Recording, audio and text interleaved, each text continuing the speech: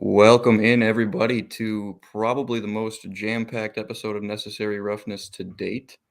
We are going to get into any and every free agency move to this point that I was able to track. I may have missed some by now as I'm putting these in, but I'm joined today. Nick couldn't be with us, but I'm joined by a special guest, Michael, who covers the Packers. Um, so we will see how he's feeling about the Rodgers mumbo jumbo. But Mike, how you doing, man? I'm doing all right. At a base level, when you consider the Rogers discourse, I am certainly all over the place. um, Understandably. yeah. So looking at this very long list of free agency we got going on here, I like we just talked about pre-show. Don't see the Packers more than once, and that's just re-signing our own in-house guy, which I love. I love Keyshawn Nixon, but big part of that is because we don't know who our starting QB is going to be. So Packers fans are going nuts. Jets fans are going nuts. Um, I personally am team Jordan Love, just to put that out there. I've made that very clear on Twitter. um, I think it's time. And without going into uh, low level aggressive rant. That is how I feel about the situation. Yeah, I mean it's probably about love time, right? He's had about the same incubation period that Rodgers had. It's been 3 years behind a Hall of Famer, so he's Yeah, got to be ready to put on the green and gold and start on Sundays. yeah, But history is repeating itself. yeah, Yeah. yeah, and another first round pick.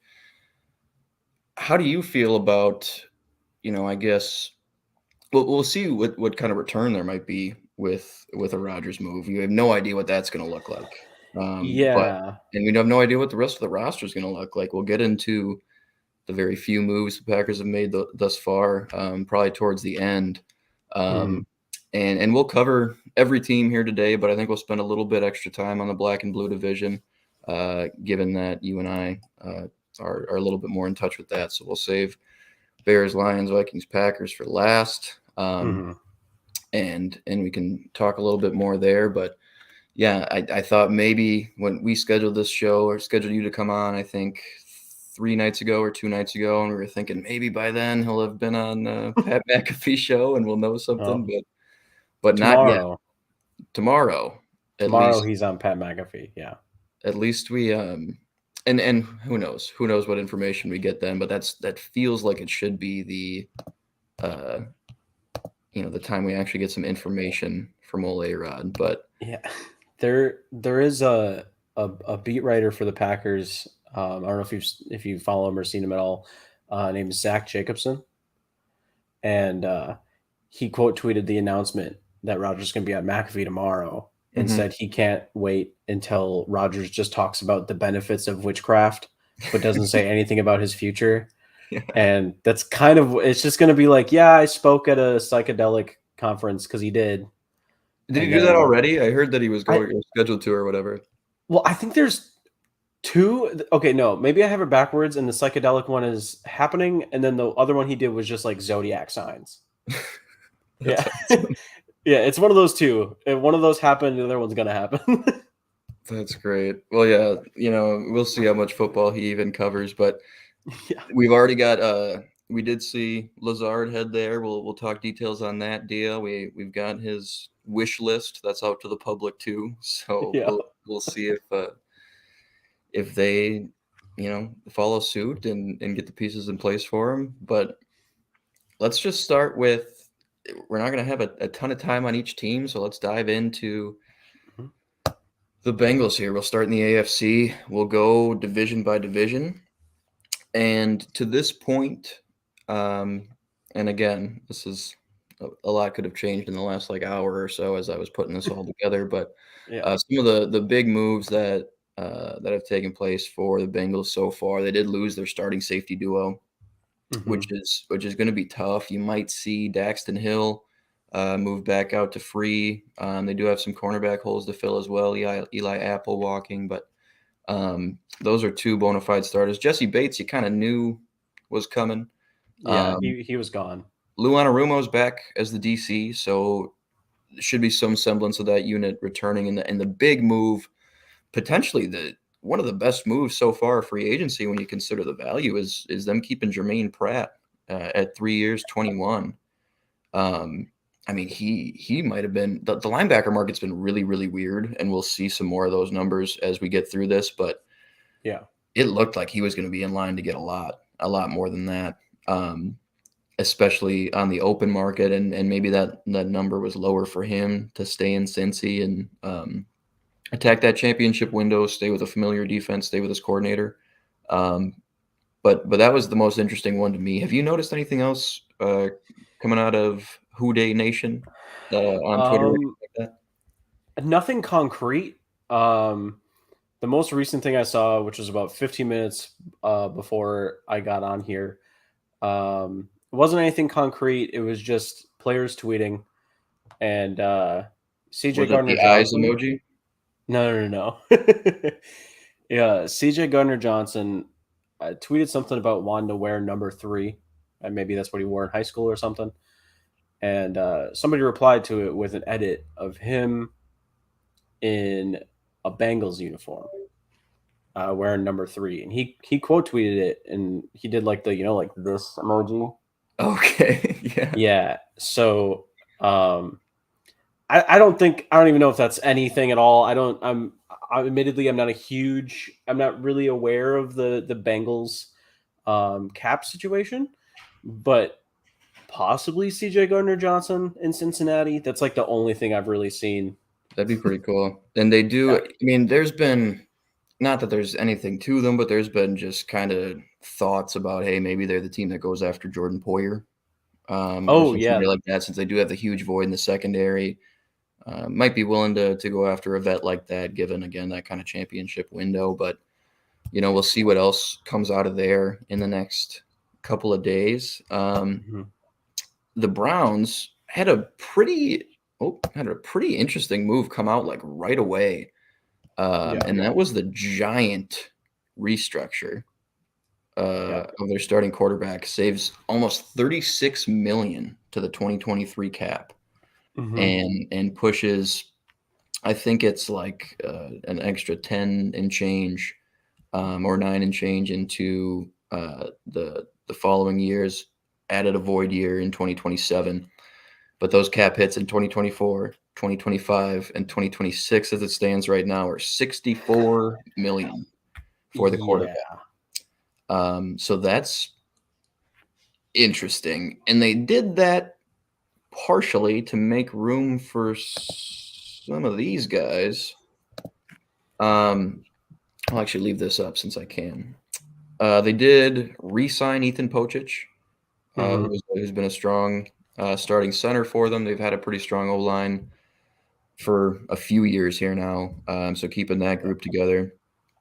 Um, 3 years, 19 mil to Ogbo or Karanquo, which is an interesting deal. The edge market's always a little bit inflated, Yeah. but we'll I like Okoronkwo. yeah, I think he was like the one like shining star, like part of that as Houston, right? He was in Houston. yep. Yeah. Oh, I think he was like one of the few little bright spots on that defense. And I'm really surprised that D'Amico Ryans didn't want to keep him around. yeah, But I mean, it's free agency. yep. And he brought a few of his guys in, D'Amico that is. Yeah. But yeah, you thought he might like what he saw there. There's a couple interesting guys along that defensive front. Rasheem Green, another kind of hybrid D Hmm. lineman with some youth and some potential. But then they poached one of my favorite Vikings, Dalvin Tomlinson, and the Vikings were probably never going to match this number, Yeah. admittedly. But they did push back his guarantee date to the 17th to kind of extend that negotiation window with Dalvin, um, Mm. Okay. about a month back. So they basically bought themselves some time, to Hmm. see if they could find some middle ground and keep him around. He would have been a great fit in the Brian Flores one gap attacking defensive scheme. Yeah. Probably more so than the Fangio style gap and a half bullcrap we went through last year, but that's probably not a number they were ever willing to match. And Vikings GM Kwesi Adolfo-Mensah has kind of stood pat on what it seems like is kind of the number he's willing to pay for guys, and they're going to get more elsewhere. It's kind of like, all right, but that's a pretty big deal for Dalvin. It's like 14, a little over 14 APY. But he's a really good player, and they've needed help up front for a long time. Yeah. So probably a prudent move for them, but to go along with the Watson restructure, that's just, I mean, that's probably a contract they're going to dance with for a couple of years here, because they're never going to want to see that 64 hit the books. It, But we'll see yeah. what happens. Unless Deshaun Watson turns into Patrick Mahomes times two, I don't Exactly. I don't see them paying him 64 million at Exactly. all. He didn't look the part when he came back last year. Um, Granted, he didn't play football for about 2 years. Mhm. um, Yeah. So, and if he's so back to 2018, 2019 form, maybe, yeah, maybe maybe. it's a little palatable, but that's Yeah. still looks a little rough, even with anticipating some inflation and everything like that. That looks a little bit rough to me. Let us know in the comments down below as we go what you think of these moves. If you've missed any, we will be covering, like I said, just about everything I was able to track down as I put this together. Yeah. Um, but now Um, to the Steelers. Go ahead. I was gonna say before we move on to the Steelers, I Mhm. need about not even 10 seconds. Go for it.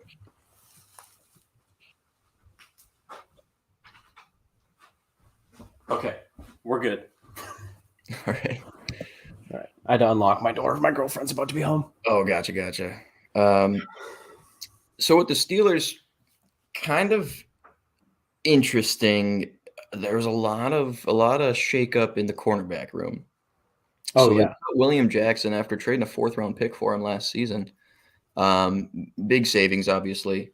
But I kind of got the sense that they would at least from that move from last year, the investment anyway. You thought they might try to rework that deal Hmm. and get him to stay around, especially when a guy like Cameron Sutton is on his way out. Those are their two starting boundary corners from last season. They've still got Levi Wallace, but they did go ahead and bring in another former Viking, Patrick Yeah. Peterson, 2 years, 14 mil. He was talking all about how he wanted to go to a contender. He He liked wants jewelry. he liked what the Bengals were doing. He wants jewelry. I don't know if they're going to give him access to some of the jewelry from the '70s or what, but his profile picture is the six Lombardis now that the Steelers have, and I don't think they're very close to another one. But hey, No. good for him. That's probably the most money he was going to get anywhere. He played on a Yeah. 1-year 4 mil and back-to-back seasons with the Vikes. Kind of got his swagger back last year, I feel like. So I Yeah. think he must have just ridden that into this deal. Which, hey, more power to him, right? And then a Nate Herbig will come in. He's on a reasonable contract for a borderline starting quality guard, and they've needed some help up front as well. They've got a lot of young pieces along the O line that Hmm. they don't quite know what to do with here yet. Dan Moore, um, guys like that. So that's a decent move as well, but nothing crazy coming out of Pittsburgh as of yet, anyway. Yeah. No. The Pittsburgh offense in general to me is very weird. Just because like Kenny Pickett, like he, I think he might be better this next season. Mhm. I do believe that. He was I kind of hot still, down the stretch, at least comparatively. yeah, he warmed up a little bit as the season Mhm. went on. As I'm not going to say all, but a good majority of rookies do. Mhm. Um, but I still don't know how I feel about Najee Harris. Um, yeah, their offensive lines, a lot of young guys.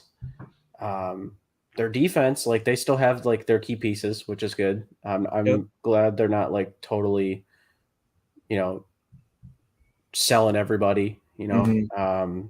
I like Minka a lot. Like TJ Watt, of course.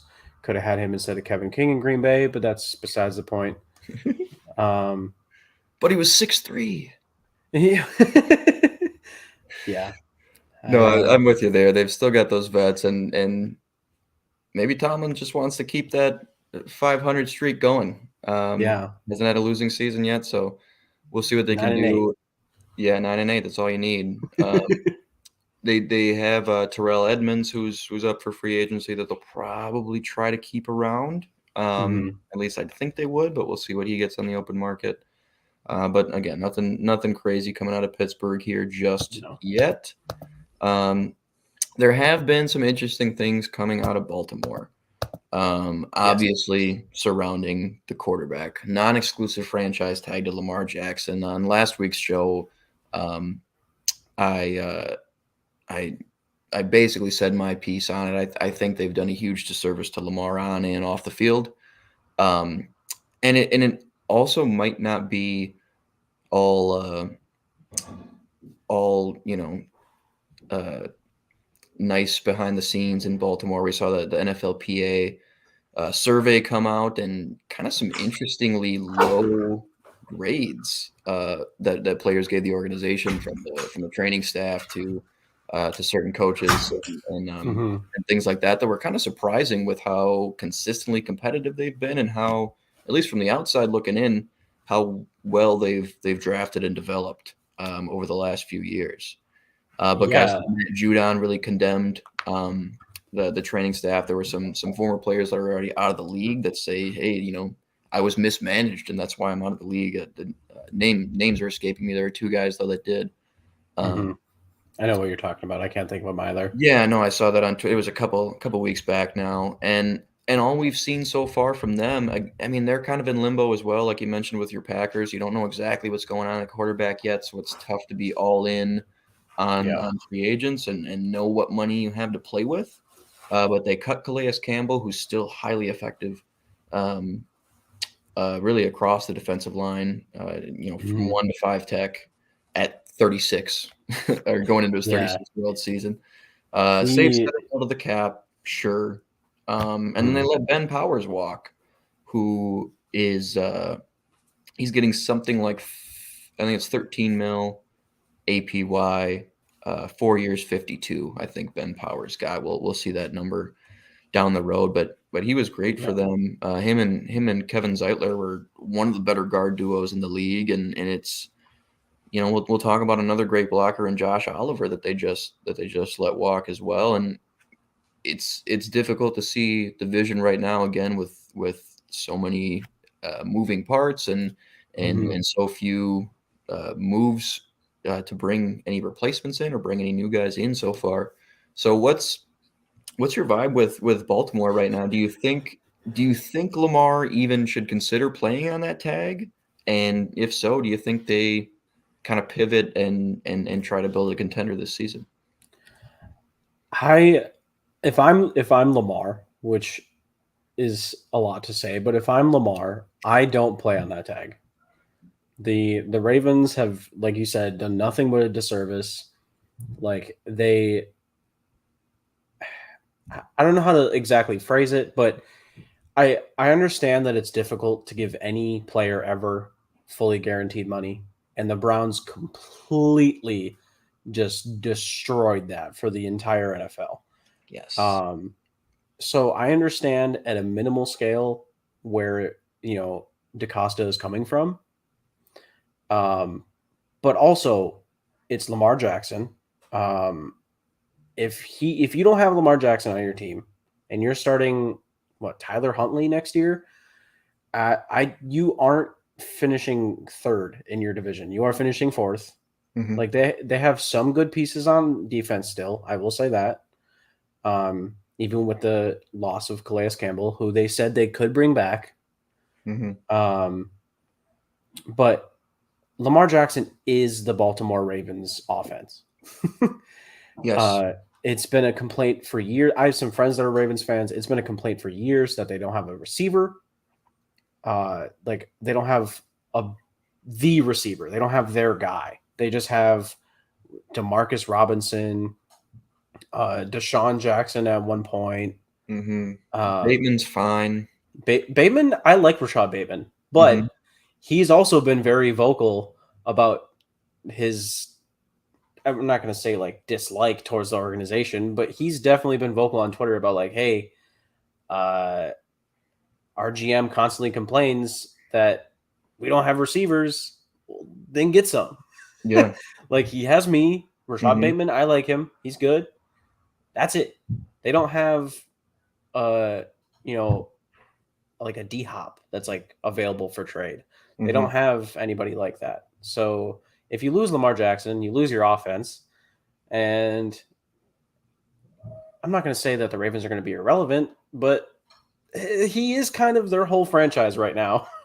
Yeah, So he has the 4th highest winning percentage all time of a quarterback through his first however many games he's played so far. yeah, Can't remember the number off the top of my head, but I mean, he's that, and he did sort of inherit a a pretty good roster, yeah, and they have drafted and developed pretty effectively. But again, like you mentioned, they've really just said they've really relied on Lamar to hmm just kind of keep the offense afloat, yeah, without giving him premium weapons. Mark Andrews been awesome. yeah, They've had the injury, the bad injury luck in the running back room. I yeah. mean, Every running back. yeah, all of them. Yeah, 4 yeah, deep. I think last preseason or something. yeah, Gus something like that. Edwards, J.K. Dobbins. It was everybody. Hmm. Um, but again, that's something where that wouldn't be as big of a hit if you had some more receiving threats and you weren't just and you leaned into the strength, which is Lamar Jackson, who is a good thrower of the football as well. So Yeah, let's get him some help over there. That'll do it for the AFC North. Let us know your thoughts down below on the Lamar situation, Ravens, all that. Like the video if you haven't already, and chat us up in the comments. We're on to the Broncos. Let's ride. Let's see what they're doing. Um, so I mean, they cleared 26 million, almost 27 million with these 3 cuts. hmm Chase Edmonds, Ronald Darby, and Graham Glasgow. And they made some room to make some serious upgrades along the offensive line. Um, One of the first moves that came out of Denver though was Jarrett Stidham, 2 years 10, just in case, I guess. Yeah, Um, I love the whole concept of Jarrett Stidham as an insurance policy. right. It's very funny that one, he left Las Vegas, Mhm. but went to a divisional rival, and they were like, "Yeah, Yeah. we'll Well, and we'll pay him 5 mil a we'll year." see something very similar with Mike White going to the Dolphins. Yes, As yeah, a 2 insurance policy. So these guys who saw these backups in the regular season had a bit of a closer look than the rest of the league, and were like, okay, come on, we'll yeah, that's a good backup. We'll bring him on. yeah. So really interesting move there. Seems like an overpay for who should surely be a backup, and you pray he's not thrust into a starting role when you've got Oh all that yeah. invested in Russ, but. I feel like they also reinvested in Russ when you look at the Ben Powers contract, who was a really serviceable guard in Baltimore, like we just got done talking about. Yep. And then they outbid Mr. $100 million in cap space, Ryan Poles, for Mike McGlinchey. Yeah. The Bears were in on Mike McGlinchey and got really close to matching that number from what I've heard. Um, but the Broncos outbid him, and again, I think that's a sign that they're like, okay, well, let's kind of get Russ all we can up front, the best protection we can, and see if he can sort of get back to form a little bit. Now, there's weird buzz coming out about them, uh, shopping both Jerry Judy and Cortland Sutton, as well Oh, as KJ Hamler, actually. Um, okay.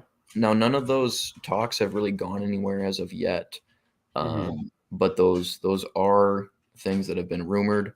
Um, there was a brief rumor actually at a time that like a Dalvin Cook and a fifth for Cortland Sutton or something because the money's similar. Um, Okay. was something that was floated around, which I wouldn't have a problem with. But and then this is another thing about the weird linebacker market. We just Mhm. saw Jermaine Pratt, who was revelatory in Cincinnati the last season in coverage specifically, but also Mhm. as an all around linebacker. And then you see Alex Singleton get a million yet less in APY Yeah. to play Mike in Denver. And I don't know. I mean, I just think the talent gap is pretty significant there. Um, and we'll get to again, we'll get to more off ball linebackers, but the market just seems really, really weird. And another one, Zach Allen, very I don't versatile defensive lineman out of Arizona, but I didn't see 3 years, 47, 48 coming. I'll tell you that. know. I when I saw that uh when I got that notification that Zach Allen signed with Denver, one, I admittedly kind of forgot that Zach Allen was in the league just because he doesn't Yeah. really do like he is versatile, but he Hmm. isn't a huge playmaker on Right. defense. So I saw that number and I was like, I think there's a little bit of panic maybe when it comes to signing D line. I Yeah. I mean, maybe that stems too from losing Draymond Jones yeah, for a similar exactly. number. He went for 3 years, 51. Hmm. So maybe they're like, hey, if you'll be any cheaper than Draymond Jones, we need somebody else to get in here. Because Draymond was a guy too who would line up all across the defensive line, Hmm. strong interior rusher, could swing out to the edge, and Zach Allen's actually been plenty effective at like five tech in Arizona, working with a guy like J.J. Watt, who's obviously moved in and out his entire career. But Hmm. hey, huge payday for Zach Allen. More power to him. Um, we'll see how that pans out in Denver. A really strong secondary behind him, Hmm. and we'll see what happens there. Defending champs, the Kansas City Chiefs have gotten a little busy. A little bit. Um, Yeah. this reminds me a lot of the Tooney move um, Hmm. with Jawan Taylor, where they're willing to move things around for premium starting known quantities on the offensive line. Yeah. Um, and I mean, Jawan Taylor, who's a much stronger. Well, I shouldn't. Stronger is actually probably not the correct term. Probably a better, more refined pass protector than Orlando Brown Jr. Orlando Yeah. Brown Jr. is probably as strong as they come, but he is pretty lead footed, and he's beat around the edge pretty consistently. Um, probably probably should would function better as a right tackle, but like his father before him, he wanted to play left, and he got out of Baltimore to do so. And now it looks like we could see somewhere like New England, something like Yeah. that. Um, Lee, can you clarify real quick? Are you talking about Lamar? Because if so, I think that is correct. And I think he actually could already be negotiating. The non-exclusive tag basically gives him the opportunity to negotiate with other teams and Yeah. gives the Ravens then the opportunity to match whatever he procures on the open market. Um, but the Frank Clark cut seemed inevitable, and he might be a guy who comes back to KC on a reasonable number. I have no his cap hit this year was about to be $28 million. Yeah. For a That's guy who takes the regular season off, frankly, uh, no pun yeah. intended. But he's effective, but their number one rusher has been Chris Jones, and they've been able to get by with pretty middling edge rushers. Yeah. So we could see something like a Fletcher Cox cut and re-sign from last offseason with Frank Clark, just because I feel like he's kind of a culture guy over there at this point. He's Oh, been yeah. along for the whole ride. I can't Mhm. imagine he'd want to play anywhere else. So, and Chris Jones has said he's retiring a Chief. He doesn't intend to play for any other franchise. I think it's a really strong culture there, and it should be. So we Yeah. could see Frank Clark back on something that actually makes sense. Um, but that's all that we've seen out of KC. There's some buzz about a Hopkins move, which would be Yeah. cool. Apparently, OBJ has narrowed down uh, his list to the Chiefs and the Vikings. The Vikings? I We'll did see. not hear about that. There were a lot of eyes emojis at OBJ from Vikings players Okay. into the wee hours of last night, to the point where I even tweeted at OBJ with some eye emojis. Yeah, I'll join the train. But yeah, second year guys, Brian Asamoah, Caleb Evans are like, oh, OBJ, OBJ. Okay. So I have no idea. I really don't. Maybe they're just seeing the same reports I am and doing that. Yeah. Or maybe they know something we don't. But I don't think he's getting 20 mil a year like he wants either way. But if we'll see if Casey's able to move some more things around. I think he would kind of. I think if you get him in an environment like that, that's a really strong winning culture. You Mhm. kind of saw how he bounced back with the Rams. Oh, And I yeah. think part of the reason he'd be open to coming to Minnesota is Kevin O'Connell's probably saying, "Hey, man, remember our Super Bowl run? That is Remember, true. remember isolating you in the 3-by-1s and running all those digs and having that guy find like he might be down to do the same thing and stay familiar. So and then you don't if you're going to KC, you don't really need to be familiar with anything. Frankly, I think they're gonna put you where you need to be, and Yeah.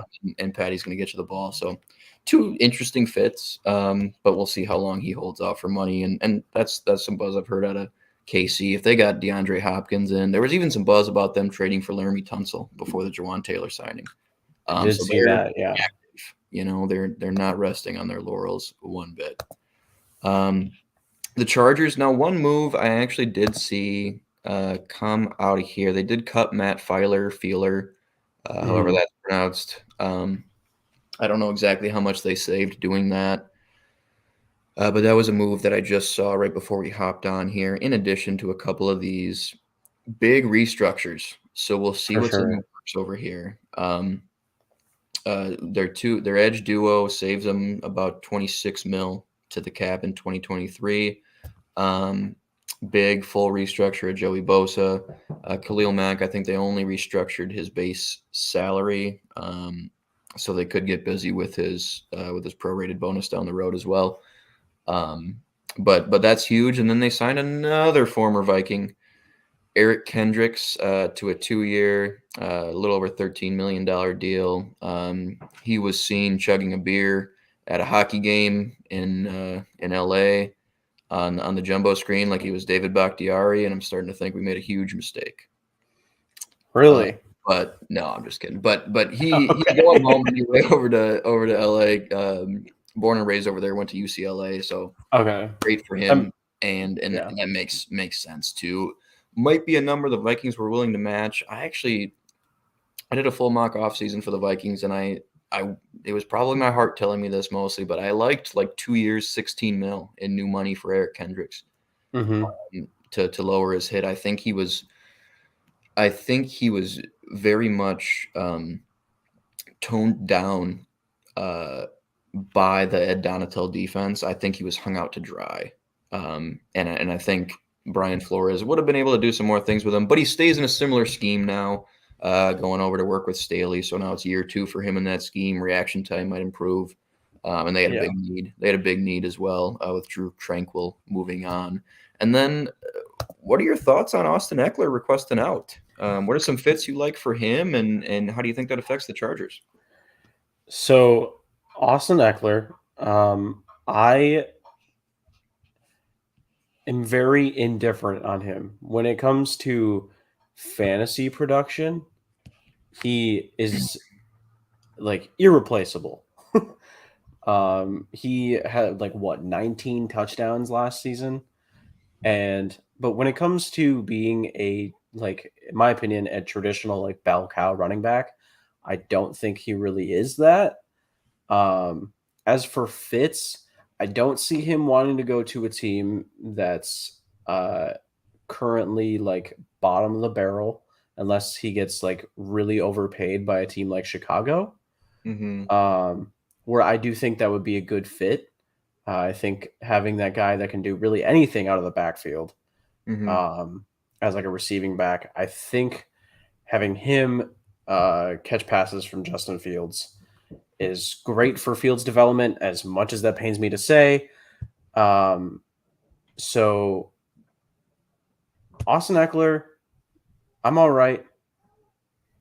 Here's one. Speaking of the Bears, I was just gonna say Okay. Montgomery's on his way out, and it sounds like Yeah. he went to the Lions. Carrick, I'm gonna check really quick if that's confirmed, but no, we didn't yet. If Yeah.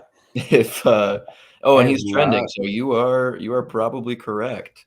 I have not I wonder what seen that that. means for so no numbers are official yet.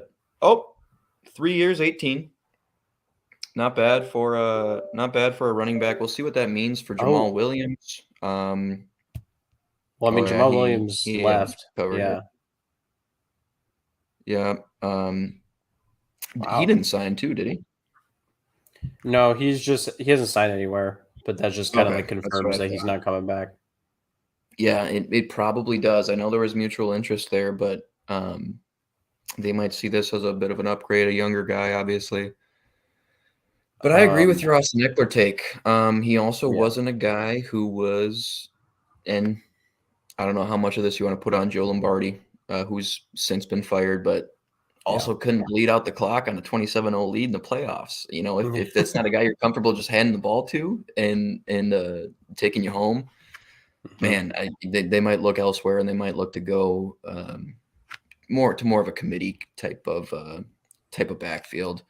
Yeah. But yeah, he's top tier pass catcher out of the backfield and one of the strongest lower halves in the game, up with Jalen Hurts and guys like For that. sure. He just keeps churning, so I think he'll find a home for sure. I Last team in the division. Oh, go ahead if you have some thoughts. I will add because we were just talking about the Chiefs. I just got this notification. Mhm. They signed defensive tackle Charles Omenihu to a Oh, 2-year, $20 million deal. I love Amenahu. I I kind do of thought too. he was, especially with Ibukum signing elsewhere. I thought he was going to follow D'Amico over to the Texans. Yeah. He did come from Houston as well Mhm. originally, so I thought Ibukum was a little bit more likely, but that's a great move. He can play inside out as well. He's one of those really versatile frames. I like that one. Yeah, and we'll break news on this show too if we get it. If you Yeah. guys don't get it first, and let us know in the comments too if we're missing anything. Appreciate you guys who have done so far. Now on to the Raiders. Um, Big restructure for the defensive captain, Max Mhm. Crosby, and not a full restructure again, but save 7.5 to the 2023 cap. They bring in Jimmy G, the Stallion, at a very, very palatable 22.5 Yeah. APY. Um, Marcus Epps, okay. Um, he's been fine. Um, Yeah. It's fine is like the probably best way to put it. probably capitalizing on the NFC Championship run there, but 2 years, 12's fine for him. That 2023 cap hit is low fives, if I'm not mistaken. Yeah. Jacoby Myers, who was to a lot of people the best wide receiver on this free agency market, 3 years, 33 is a lot lower than I thought he was going to get. I thought his value would balloon on this particular market. And Mhm. and the question also comes up, how redundant are we getting in Vegas with the weapons? Because you look at Hunter Renfrow, who's a pure slot guy. Yep. Jacoby Myers is very much a slot guy and it functions very well out of the slot. Devontae's inside out. So it'll be interesting to see how that falls. You might see a subsequent Renfrow move. We did see Darren Waller get traded to the Giants for the 100th overall pick in 2023, straight up, The and that also Kadarius Tony pick. 11-4. the Kadarius Toney pick. Yeah. Nice. Um, which is, interesting, I guess, for them to move off of him, franchised him last year. Mhm. Um, so, we'll see what they do to replace him. It's a loaded draft class in the tight end department. So I think that it's probably a prudent move and probably a good allocation of resources if they do plan to draft a guy, because it is a really deep tight end class. But some interesting things coming out of Vegas. What do you think of the prospect of Jimmy G at the helm, with this slew of weapons he's got now? I know Waller's on his way out. Foster Moreau's still in the building, if I'm not mistaken. Some more moves to be had here. Decent weapons. Probably still a below average offensive line, but what do you think of Jimmy in the silver and black? So I I was talking about this with a friend of mine earlier. When it comes to Jimmy G, he is the perfect like game manager quarterback, right? In the sense that he was in the Shanahan system, which was proven last year that anybody can start in the Shanahan system and play well. Brock Purdy played very, very well for Hmm. being Mr. Irrelevant. Hmm. And that was just a testament to how great of a coach Kyle Shanahan is. Josh McDaniels isn't really known for being a good coach. Hmm. He is known for So, being Jimmy G's coach at one point. yes. So, I think the only saving grace, if you will, for this situation is that Jimmy is familiar with Josh McDaniels.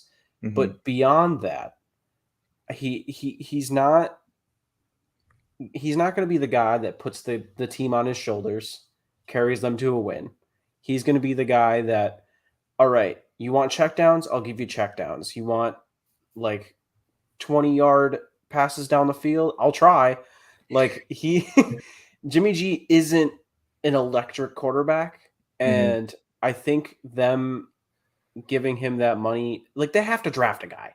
There's no way that Jimmy G is their guy for the next 3 years.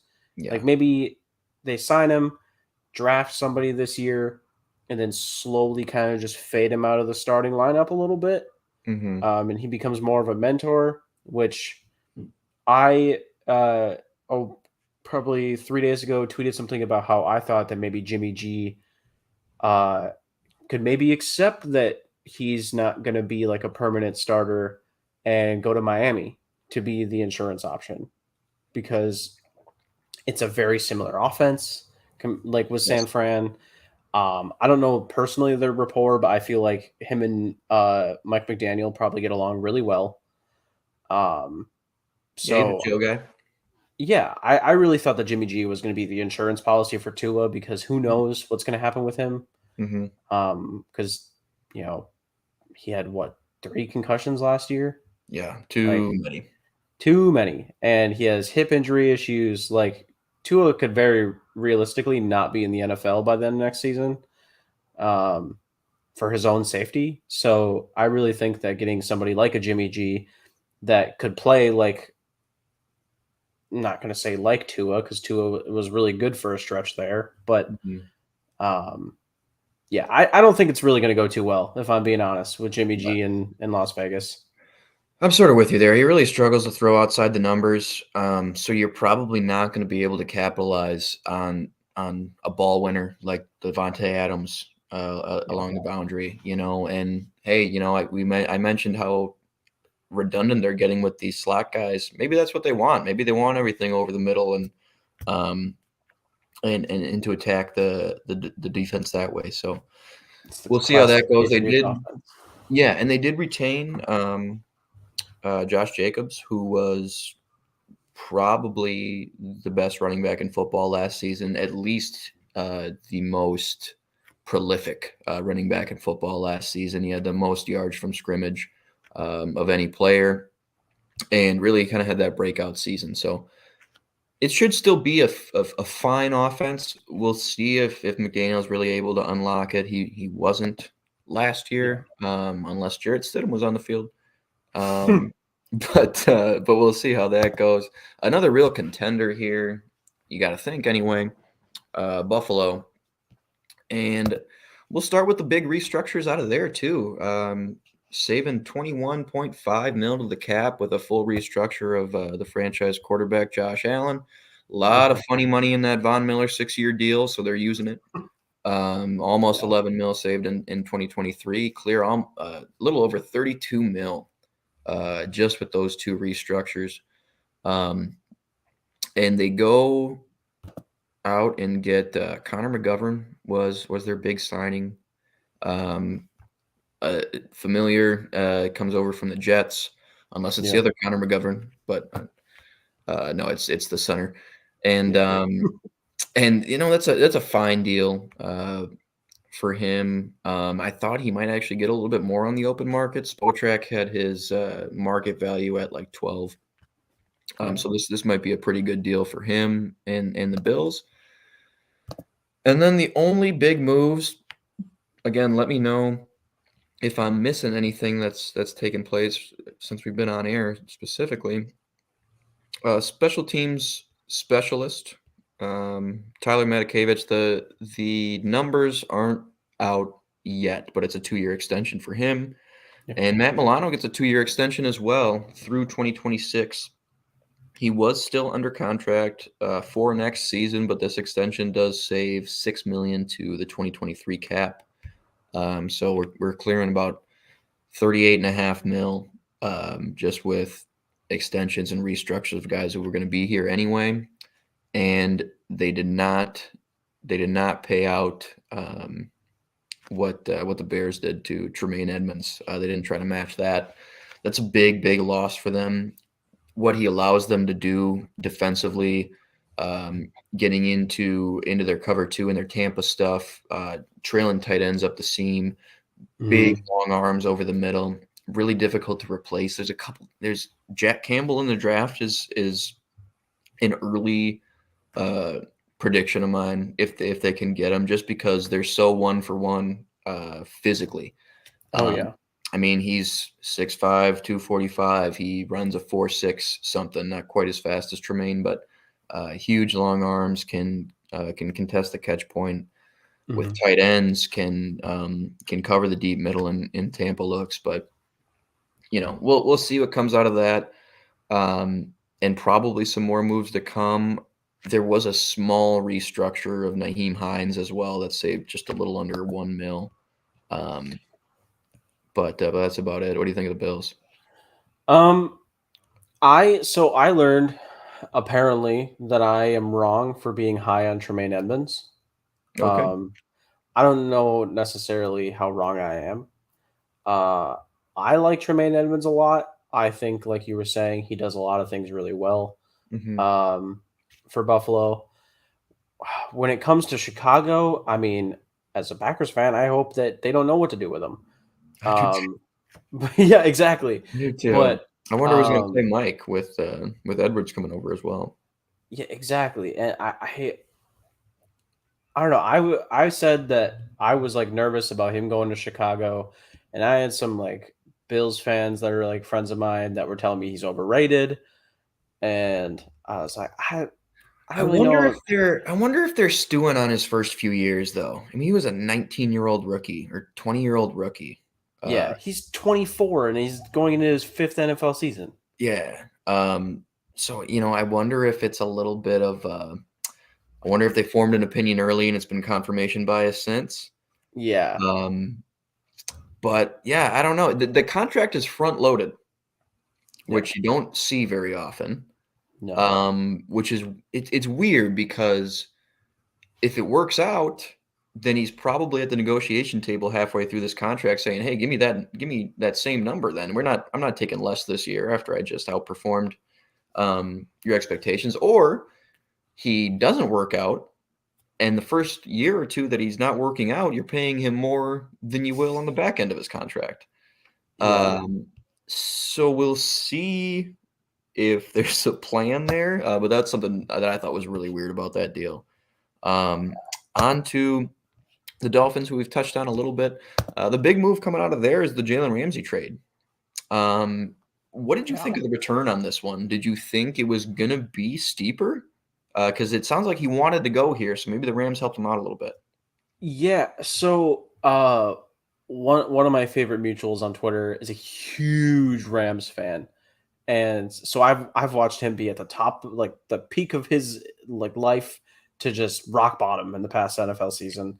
And he is I think he's got like a campaign on his Twitter going on right now where he's like fire our GM. Like it's yes. Jalen Dolphinzi. um so I thought it was gonna be more.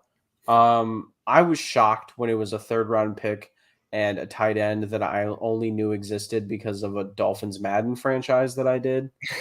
Um I yeah, I thought it was gonna be more. And I know he wanted to go to Miami. You know, he's from Florida.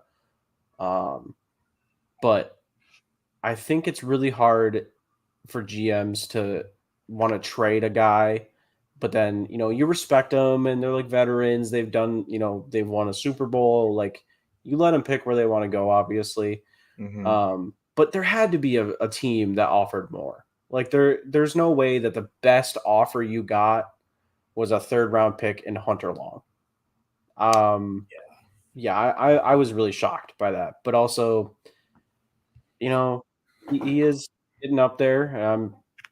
If he continues to play well into his 30s, I could see him being in a safety in a couple of years, but he's still pretty explosive Hmm. right now.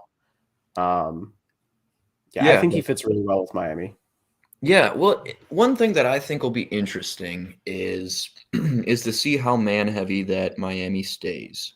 Yeah. They've been a really man heavy team, a zero heavy team, in the past few years. Really, since they've got that, they had the Xavier Howard Byron Jones duo. They've Mhm. leaned into that really hard with those strong press corners, the physical guys, the long guys, and Jalen Ramsey's coming off a couple of seasons. Last year, they played the least man in the league um, in Los Angeles. Not that he can't do that. Just something that he's grown comfortable doing is playing a lot of zone. So that'll be kind of interesting, I think, as part of it. But let's get into those Dolphins signings a little bit. Immediately, Mike White, 2 years, 16. Mhm. They saw him in New York, Yeah. liked it, and took him away. So that's an interesting one. Another off-ball linebacker contract that makes no sense to me Yeah, is I David fully Long agree. Jr. 2 years, 11 mil. He got all pro votes last year. Huge breakout season for him. You thought he'd leverage that into a big time contract. Maybe he wants some fun in the sun and no Yeah. income tax, and he's cool with that. But man, I thought he was going to get paid. Yeah. And then it sounds like there were some rumors about the Dolphins being interested in Dalvin Cook, potentially in a trade. He's from Miami as well. Yep. But it sounds like they're just going to keep the same committee with the Mostert re-signing. Subsequently, they re-signed Jeff Wilson as well. A couple guys with whom Mike McDaniel's extremely familiar. So they're going to keep it that way, and that's fine. We'll see. We'll see how much time Mike White gets with Tua staying healthy or otherwise. But the running backs are in place, and the big move so far is obviously Jalen Ramsey, and then a real steal with David Long. So I like that move. He will not make it. Are we talking about Tua? Maybe. Yeah, that's the only one I could assume so. Yeah. I mean, and you look. I mean, 8 mil APY for a backup quarterback. You got to think they're anticipating him missing some time, or at least bracing Yeah. themselves for it. I Um, think they know, like, that Tua is a major risk going into yes. next season. Yep. Yeah, I There agree. Right there yeah. with you, Lee.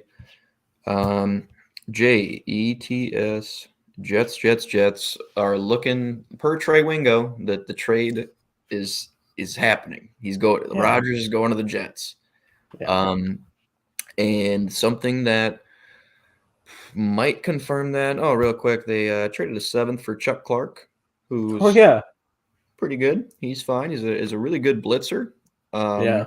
from the safety spot, and he's really physical, moving downhill, Mhm. strong in the box as a linebacker in the big dime, stuff like that.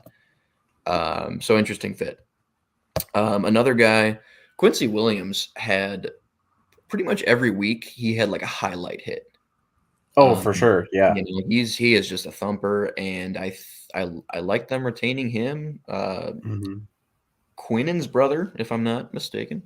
Correct. Yeah. Um, so that's good for morale too. You think for one of your best players, and Yeah. then Alan Lazard getting the same average annual value as Jacoby Myers blew my mind.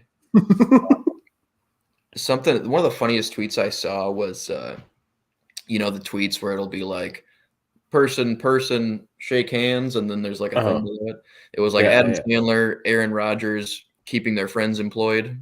yeah. Yeah, that's a good one. Um, but I mean, yeah, again, good blocker. I Yep. know about blocking. He's good.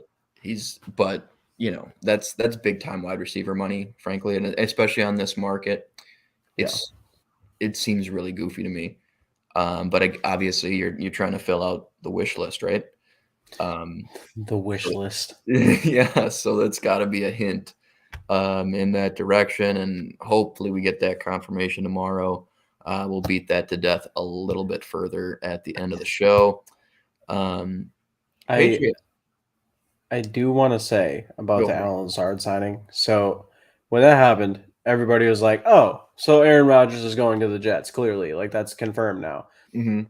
Obviously, it's not confirmed, even though Trey Wingo says that it is.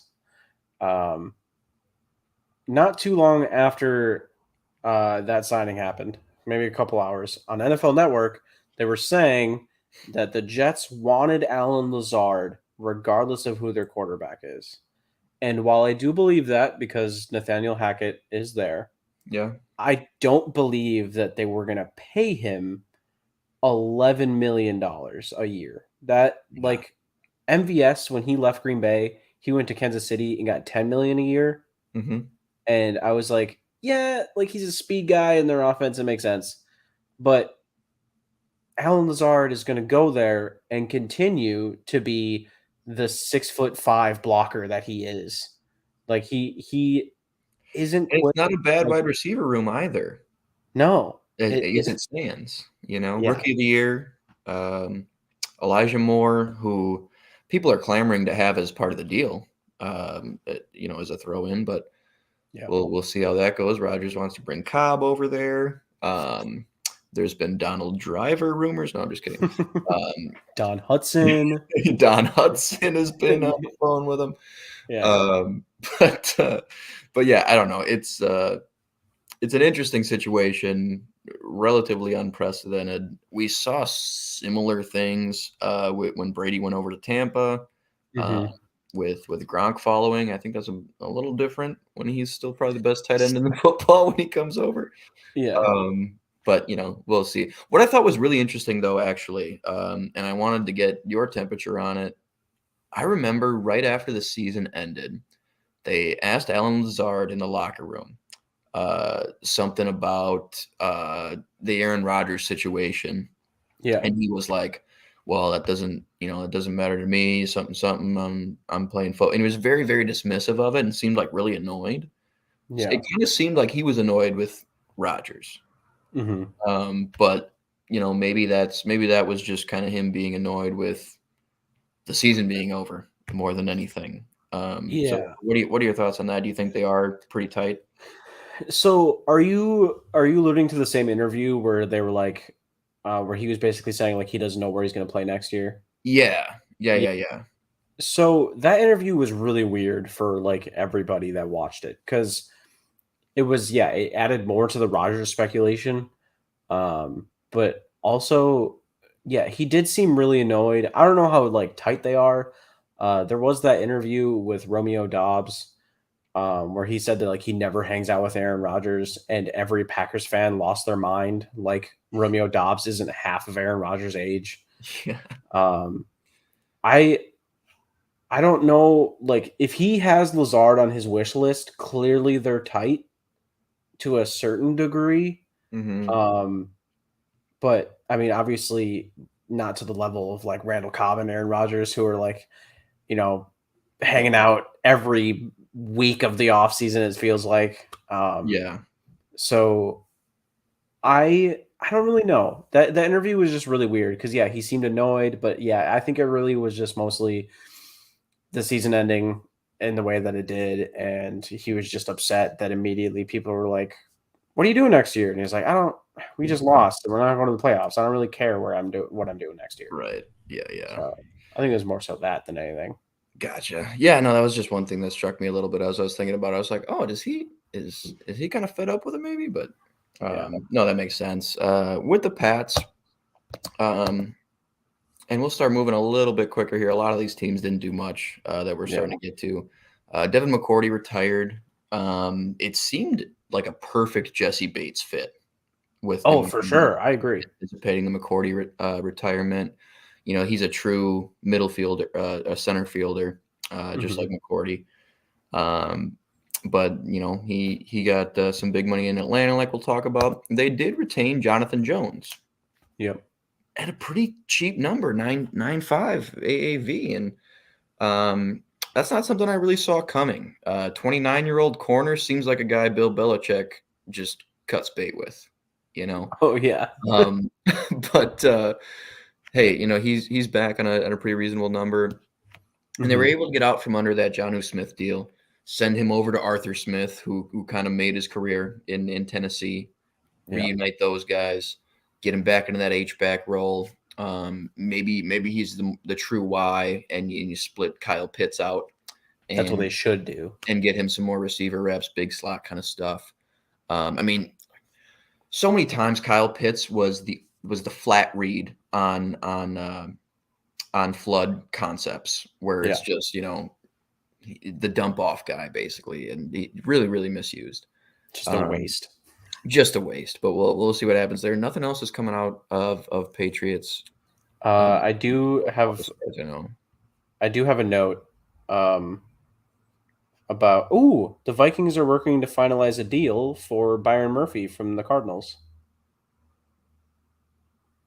So there you go. There's the um, corner. Everybody can relax a little bit. I heard some Sean Murphy bunting stuff as well, but ooh. that's great news. He can play inside or out. That's awesome. I don't have the numbers right here, but I do know that the Patriots gave Jabril Peppers a 2-year contract. Oh, okay. Keep him Yeah. around. Okay, nice. Yeah. Yeah. Keep that safety depth. 2 years, 22 mil for Byron Murphy for the Vikings. Yeah. Um, that's excellent news. And I was clamoring for a guy like Jonathan Jones as well with the Flores familiarity, Hmm. strong man corner. But I like the Murphy move as well. Let's talk a little bit of horseshoe. Um, really kind of a slow moving news cycle for the Colts.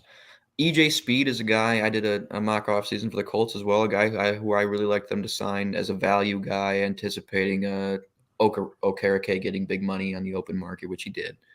Hmm. Um, Speed, 28 years old, but he broke out last year. Was really functional. In the absence of Shaquille Leonard, him and Zaire Franklin should actually be a pretty formidable linebacker duo. And then they lock up Matt Gay, 4 years, 22 mil. Um, Yeah. Not bad, man. I don't know. That's sure. I guess they've had some kicking issues in the past, and Yeah. it's just it takes you back a little bit to see a multi-year deal for a kicker like that, um, especially at relatively significant money. Yeah. Um, but interesting. And then one of the last things I added in here, this broke at about 6:37 p.m. Samson Ebukam coming over, 3 years, 27 mil. Oh, I don't even have the graphic up. 3 years, 27 mil. Um, might mean they're out on Ngakwe, who Yeah. seems to just stay with Gus Bradley. So that's surprising to me. I feel like Yeah. he's going to be back, but we'll see.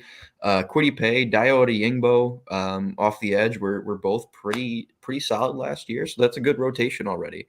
And then they trade Stephon Gilmore over to Dallas in exchange for a fifth round pick, comp pick, and they save almost 10 mil to the cap there. I thought they retain him just because they're going to be so thin there. Mhm. But we'll see what happens. Kenny Moore may be on his way out as well. Um, but they save some money there, and I'll probably pivot elsewhere in the secondary. Now I for the Jags. Go ahead if you've got a thought. I've got to pull this up. the Colts, I did see something which isn't a shock at all that they plan on cutting Matt Ryan. They did cut Matt Ryan. They They did did cut Matt cut Matt Ryan. Ryan. I saw that too. I didn't add it to our graphic. Matt Ryan's agent, when he was traded to Indy, Yeah, somehow negotiated an extra 12 mil in guarantees I did know that. Yeah, that wasn't originally on the contract. So he's getting 12 mil yeah, this year from the Colts um, to not play. And they did get rid of him. Might cut bait with even a Nick Foles as well. And obviously they're looking to draft a quarterback. yeah. Jags, not a ton of news. Franchise Evan Ingram, who was really, really good last year, finally kind of, probably not quite to the hype of the first round pick. Um, Yeah. but had kind of had a breakout year, and that's a good guy to keep around. They cut Shaq Griffin, saves over 13 mil to the cap. Don't have the numbers on Wingard yet, but they retained Andrew Wingard at safety, and they're probably going to lean into Tyson Campbell, who broke out last year for them, and they're going to want to Mhm. keep Darius Williams on the boundary. He's a shorter guy, looks like a slot build, but he functions a lot better on the boundary. Really good deep third kind of corner. So, probably just felt as far as allocation of resources goes, to lean into those guys and free up the cap where they could. And then the Titans, I'm not sure what the hell is going on there. They did cut Ben Jones, but it sounds like he's not retired. I thought that's sort of what that meant Yeah, initially. Um, I thought so too. and then 3 years, 29 mil to Andre Dillard. We'll see if they play him at tackle or guard. Lost his starting job to the seventh round rugby player, Jordan Mailata, and Yeah. never got it back. So nice to see he got some money elsewhere. And then Hmm. we don't have the numbers on Aziz Al Shair yet. Um, but I have no idea what it's going to be because linebackers are getting just random Yeah, it amounts. Um, makes no sense this year for some reason. yeah, he should get a lot, but we'll see. Yeah. Um, Texans made a bevy of moves. They had a lot of cuttable contracts, though, that, just random contracts they gave out last season, and they gave out more random contracts this Mhm. offseason. They cut Justin Britt, who's a 6'6" center, Jalen Reeves-Maybin, AJ Khan, saves almost about 10 mil between the three of those guys. And then they trade a sixth to Tampa Bay for Shaq Mason and a seventh. Shaq Mason goes for peanuts in the second consecutive season. Still a top 10 right guard in football. So they're probably trying to uh, and anticipate that rookie quarterback coming in and give him some help up there. And here come the random signings. I don't have numbers on any of these yet. That's how random they are. We got Chase Winovich, Mike Boone, Case Keenum, Noah Brown, uh, MJ Stewart for some reason gets over the vet min. I don't know why he's getting that from Houston, but he is. Robert Woods gets 2 years. We don't know what they're doing. Jimmy Ward follows D'Amico. Um, Yeah. he played slot for the Niners last year when Mosley went down, and was Hmm. good. A little older, but that one makes a lot of sense to me. And Hassan Ridgeway comes over and follows D'Amico as well. Um, so you know, I don't have a ton of analysis on these moves, other than I do feel they are pretty random. Um, Was Case Keenum in Buffalo last year? That's just how much I've remembered anything yeah, about Case yeah, yeah, Keenum. yeah, yeah, definitely. Okay. definitely. Yeah. Yes. Okay. He's Yes, because we were hyped for the Case Keenum game if Allen's PCL was still messed up oh, for the right. Vikings game. Yeah, but it didn't end Yeah. up being Case Keenum. Another dumpster fire we can talk about Oh no. is the Cardinals. They chose to cut Chosen Anderson and Mhm. Marcus Golden, say about 15 million in total. Chosen Anderson's awful. He's Yeah. so bad. He is so bad. Yeah. I, I, He don't, I don't really like bash players. He's so every time I've ever watched a game he participates in, it's multiple drops, yeah, he has um, bricks for hands. bricks, and yeah, he's Yeah. fast, and that's fine. Um, That's it though. Like yeah, and then they did some interesting things along the offensive line. Sounds like Rodney Hudson's going to be on his way out as well. We got a DJ Humphries restructure, Kelvin Beachum 2-year extension, Will Hernandez 2-year extension. Mhm. So maybe they're extending everybody into when Murray's back in that second year of all these contracts. Yeah. We'll see what they can pull out of their asses for this season. In Seattle, who I think might really contend this season. We Oh, talked for about the big sure. Geno extension last season. If they have a draft that's anything like last season's, this is a team that's ready to go. Yeah. Um, Austin Blythe retires, which Mhm. is tough. They go ahead and cut Gabe Jackson, so there's some interior offensive linemen that are gone. Damian Lewis was decent at the other guard spot, but that's probably a big area of concern for them as they approach the draft. Mhm. Probably going to look at guys like Steve Avila um, and so on. Pretty easy cut of Shelby Harris, who was a throw in to the Russell Wilson trade. Saves them almost $9 million, and they replace that skill set with a younger, higher ceiling version from the same organization that they got Shelby Harris and Draymond Jones, who should really help their pass rush, but they need help stopping the run more than anything. Yeah. So we'll see what they figure out there. The Niners, not a ton of moves, but No. some big ones, or a big one. I did not see them coming with Javon Hargrave at all. No, at all. And We that talked about defensive how, line is yeah, just it's Ibukum and Amenahu gone, but you had yeah. Hargrave to Armstead, Bosa. Um, that's that's something. They retained Deshaun Gibson as Jimmy Ward walks. Yep. Sam Darnold's going there. I don't know for how much. And Jake Yep. Brendel, who came out of nowhere and won the starting job last season, gets 4 years. That value maxes out at 20 mil. We'll see how much of that he sees. But I think he's going into his 31-year-old season. So we'll see what happens there. But I love the Hargrave move. Yeah. The What what Hargrave was crazy. what are your immediate thoughts on that? As far as like, do you think? Because you kind of get your D line rotation a little bit more top heavy, lose some of Mhm. that rotational value. But guys like Ebukam and Amenahu were flyers that really outperformed their contracts last season, and San Fran leveraged that into some bigger deals.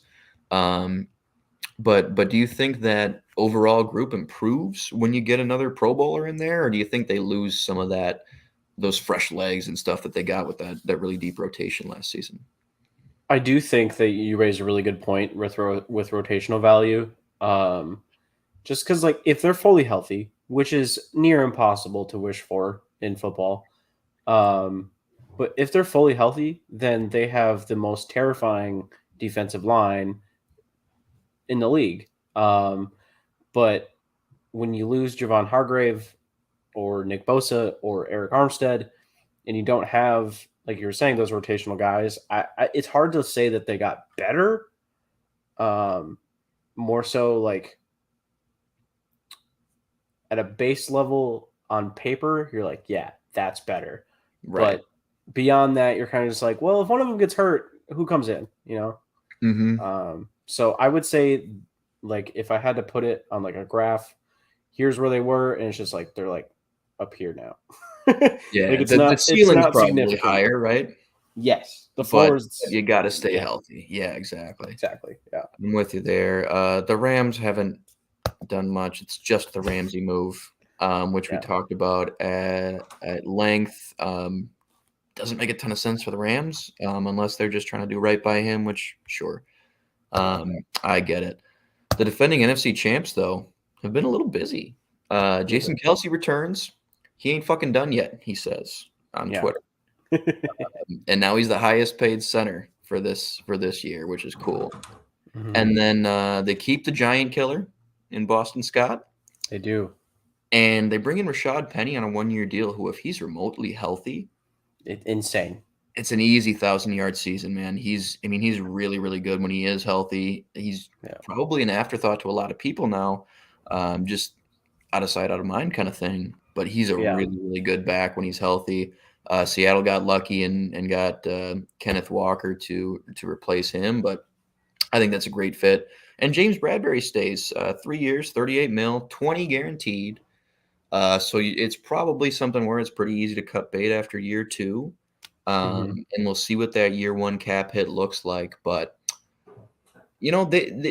they had to keep some of these guys, right? I Yeah. mean, T.J. Edwards, Javon Hargrave, Darius Slay trade talk, C.J. Gardner Johnson's a free agent. Sayamalo's a free agent, and they keep Kelsey. So they had to keep a few of these guys, and it's interesting they decided to reinvest in one of their oldest pieces that was on the market and one of their shortest tenured pieces that was on the market. So interesting, you know. Yeah. I'm a major Jason Kelsey fan. Oh yeah, Uh, I can't. Besides, like, Cowboys, Giants, and Commanders fans, I can't imagine there's a football fan that doesn't like Jason Kelsey. yeah, man, you can't. Um, yeah. So I think honestly, the resigning of him to have him come back might help them in negotiations because he's so well liked. He's such a big part of their culture there. Mm-hmm, So like Sayamalu, who like could definitely come back, I think. Although I would not be shocked at all if he signed somewhere else. mm-hmm. Um, I do think that he is a big part of that culture there. The windows got to feel more open still with him back. You've got to feel Yeah. like it's more of a let's do it again. The O line still probably has at least two Pro Bowlers on it if he does retire, but Yeah. and we could see a step forward from Landon Dickerson as well, who's a dog. Uh, Hmm. Cam Jurgens, the second round pick from last season, is a Kelsey prototype. Hmm. Um, but yeah, you're right. I think internally that's got to be a huge morale boost for the team, especially if you guys are on the fence about coming back or going elsewhere.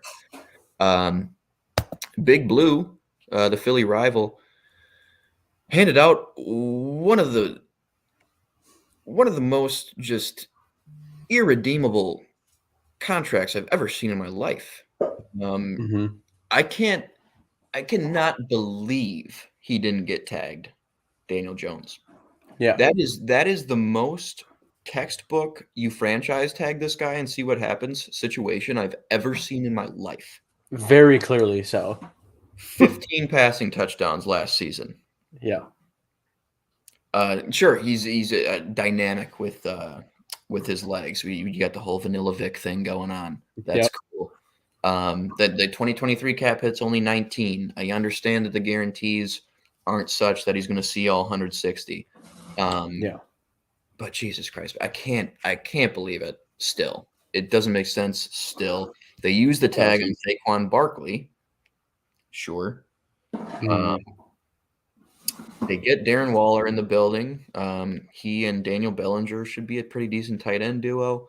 For sure. Um, Still a pretty worrisome wide receiver room if you're looking to buoy a middling quarterback through his contract, and lean on that defense. But speaking of the defense, Bobby Okereke, 4 years, 40. This is the same value that Devondre Campbell got for you guys on the extension last year. Yeah. 10 a year. You got 5 years, 50, I think, on Hmm. paper. Devondre did, former Gopher. Scotty Ma. Um, But Okereke gets the 40 mil, and I think that's my favorite move the Giants have made. That's a big time addition for them. Um, Solves an issue for sure, and they'll probably hang around this year. I don't see them getting a ton worse necessarily if Daniel Jones is able to stay functional and Yeah. it's okay. They should be competitive. Quote unquote America's team. Another couple big restructures for them.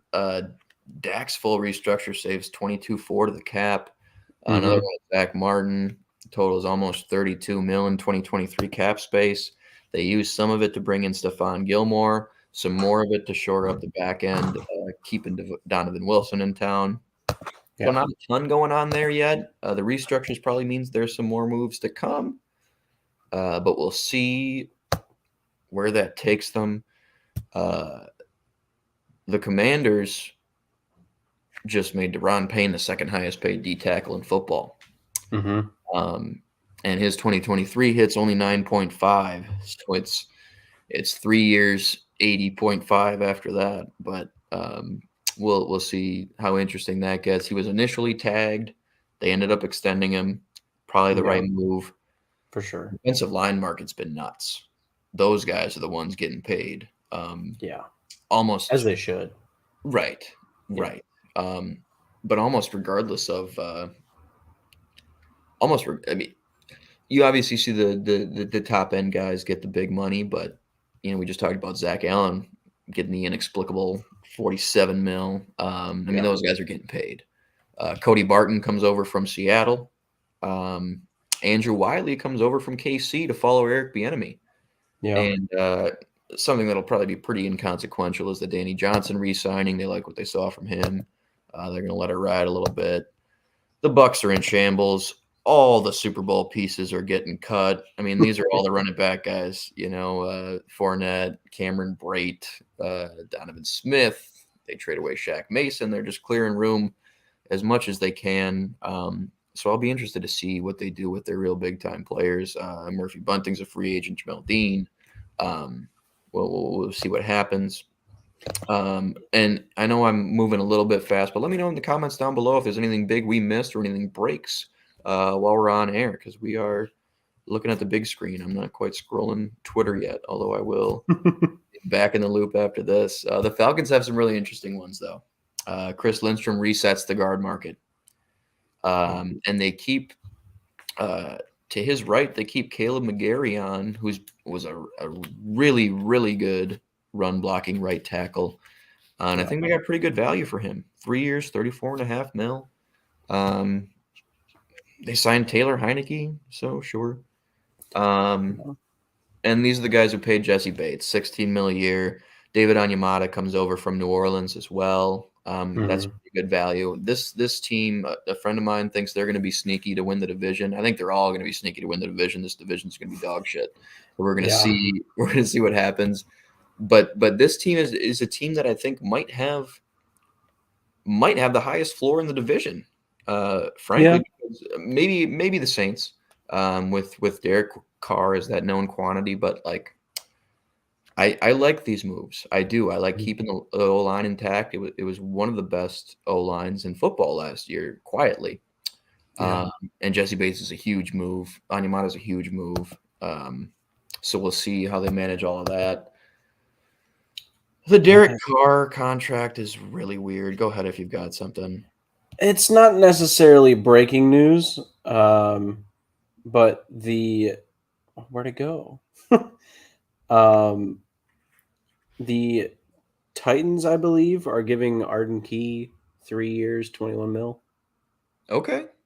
Yeah, which I think's probably about right. Probably about right. Kind of had Yeah.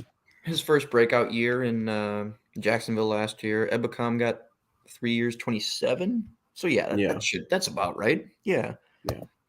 And then I don't know what the hell we're doing here. They reworked Michael Thomas's deal 1 year 10 to keep him around. Yeah. I think 54 catches over the last 3 seasons Something like that. Yeah. after setting the record. So we'll see what he's got left in the tank. Yeah. I know he's got a few slants left in him, but we'll see. We'll see if Carr can put it on him. And then Winston stays. His cap hit was going to be a little over 15 before they reworked this. Mhm. Um, so now it's 1 year, 8. That's one of the better backups in football. You got that Mike White money to to be the second stringer. That Uh, Mike White money, that's awesome. I know, right? And then Jawan Johnson, who Yeah. is fine. He's very much a pass catching tight end. I think he's only about 235, 230. Um, but I fine. I I was convinced that Jameis would leave, obviously, but I thought a really good place for him would be Arizona because Yeah, Kyler's not going to be back for a while. all the good Uh, backups are getting snatched up. They need somebody to just kind of yeah, they have fill the 1 year void. Colt McCoy, Trace McSorley, like their options basically now are. I mean, there's several obviously, but like the big ones, if they want to even compete at all, are like Baker Mayfield, Yeah. Matt Ryan. Mm-hmm. Baker's probably like he's linked to the Bucks pretty heavily. Yep. So I don't think he's going to go to Arizona to eventually be the backup, especially as the guy that used to be his backup in Oklahoma. Yes. So Yeah, that's true. uh, yeah, Arizona should have really jumped on the fact that Jameis was potentially going to leave. Yeah, he's kind of one of those floor raisers too. Yeah, He might be able to keep morale kind of steady for the season. It might not feel like a complete screw it year yeah, from a locker room standpoint. hmm But you're right, and this is another team that has a really serious shot at the NFC South in Carolina. A flurry of moves to clear some cap space, restructures to the starting right side of this offensive line, and Taylor Moton, former Pro Bowler Austin Corbett, top 10 guard, top 10 right guard, I should say, in football.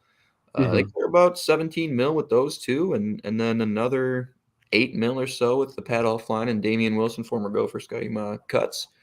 Um, and then subsequently, they give that Harrison Phillips money to Shy Tuttle. hmm Maybe a slight overpay there. Bradley Bozeman, who they go ahead and retain, kind of took a flyer on him leaving Baltimore last year and liked what they saw. Von Bell, the other half of the safety duo, or the Bengals safety duo heads to the NFC South, and Andy Dalton stays in the NFC South, and we'll see what they do at one, but that's another really good backup, and yeah, um, again, kind of a floor raiser if the rookie doesn't pan out, if the rookie's not healthy, if the rookie's not ready. yeah, Any of these teams could make some noise. The least likely of the four has to be the Bucks, just the way they're trending. Uh, yeah. but it's a wide open division. The All right. Bucks could possibly. I don't know if they're gonna be number one overall pick bad. They could be, and so Caleb Williams could be a Tampa Bay Buccaneer. Yeah, and that would tip the scales right back, wouldn't Yeah. it? Now we're to the good stuff, right? It's NFC North football. We Yes. know it well. Mm-hmm. We're vexed by the same two teams, you and I, Yeah. at least in this off season so far. Um, so let's talk the Vegas odds-on favorites to win the NFC North. I don't necessarily agree with it, but Is I that's see the benefit. true? It is true. It is true. Whoa. It doesn't right. I feel like the Vikings should still be in that particular driver's seat. Uh, Yeah. but whatever. Okay. They kept Isaiah Buggs in the room, so again, this team was absolutely gashed by the Panthers late in the season Yeah. for I think it was over 300 rushing yards. Something like that. It was Yeah. it was unreal. So they keep him. Alex Anzalone comes over and gets that Alex Singleton bag, another weird linebacker contract, and then they Yeah. took my two favorite. Maybe not my two favorite, but two of my favorite corners off the market that I was pounding the table for, and Emmanuel Mosley and Cam Sutton. Sutton's great in the slot, but he's coming off his second year as a full-time boundary Yep. starting corner in Pittsburgh. I was hoping he'd follow Brian Flores. But those are two pretty good moves. Maybe they're out or Awaria, maybe they're out on Akuda. But those are probably upgrades. Akuda actually showed some flashes last year. Yeah. So maybe it's Akuda, Sutton, and Mosley in the slot. So that's a good secondary. It's good. It's Yeah. good, and I mean, they've gotten really good luck on these short-term, small investment. I mean, DJ Chark last year, Yeah. um, all those guys like that. John Kaminsky comes over for a little over $4 million a year, and he'll probably play well. He'll probably bite some kneecaps or whatever the hell they do over there, and Yeah. and we'll see what happens. But I haven't seen any other moves come out of the one pride, at least as of right now.